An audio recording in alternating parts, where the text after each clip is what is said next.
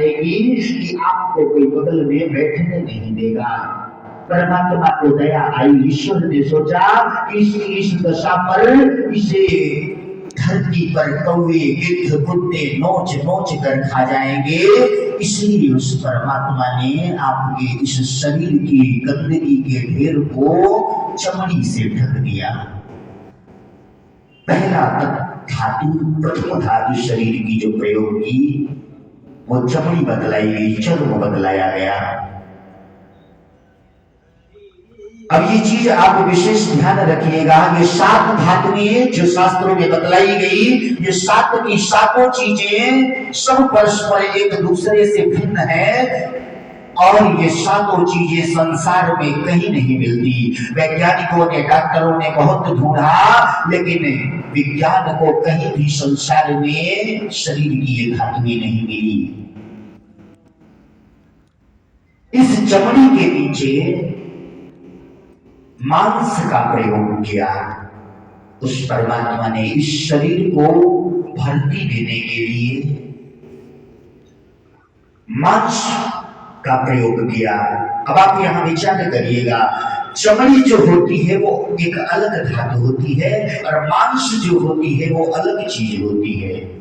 इन दोनों में अंतर है। प्रथम धातु चर्म अर्थात चमड़ी प्रयोग की, दूसरी धातु मांस प्रयोग की और तीसरी धातु अस्थि अर्थात हड्डियां प्रयोग की। हड्डियों का ढांचा बनाया जिस पर कि यह शरीर खड़ा किया गया। इस प्रकार 3 धातुएं हुई और चौथी धातु के रूप में नसों का प्रयोग किया। ये जो हमारी नसें हैं जिनसे रक्त बहता है, ये नसें न चमड़ी है, न मांस है, न हड्डी है। ये नसें पाइप की तरह होती हैं, जैसे रबर की पाइप होती है, उस प्रकार से ये नसें हैं जिनमें रक्त प्रवाहित होता है, श्वास प्रवाहित होती है।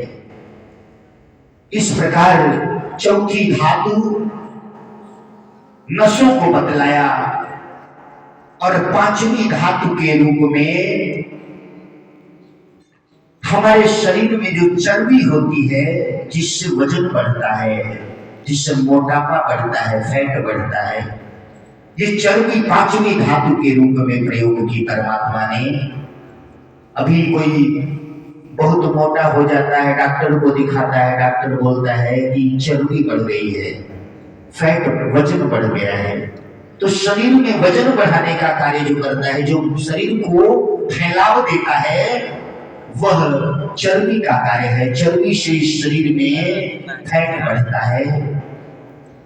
6वीं धातु के रूप में रक्त का प्रयोग किया। जो रक्त हमारी सिराओं में बहता है और हमें शक्ति और ऊर्जा देता है।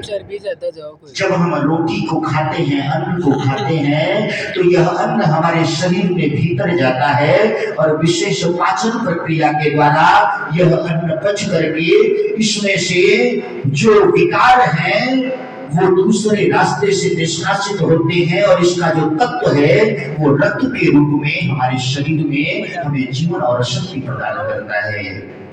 चर्बी ज्यादा जो 7वीं अंतिम धातु ब्रह्म ऊर्जा बतलाई, ब्रह्म तेज बतलाया, जिससे जनन क्रिया होती है, जिससे जन्म होते हैं, जिससे सृष्टि का क्रम आगे बढ़ता है।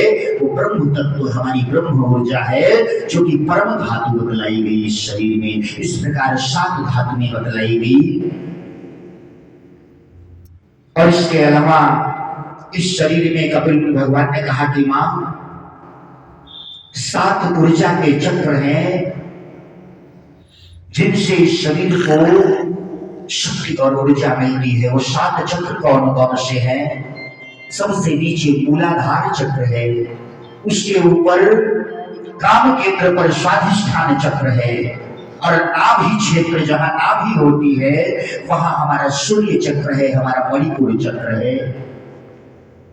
उसके ऊपर हृदय का क्षेत्र जो आता है वहां हमारा अनाहत चक्र है और कंठ के पास गर्दन के बीच में जो उठा हुआ भाग होता है, ये कंठ के पास यहाँ हमारा विशुद्ध चक्र होता है जो ज्ञान विज्ञान का चक्र होता है।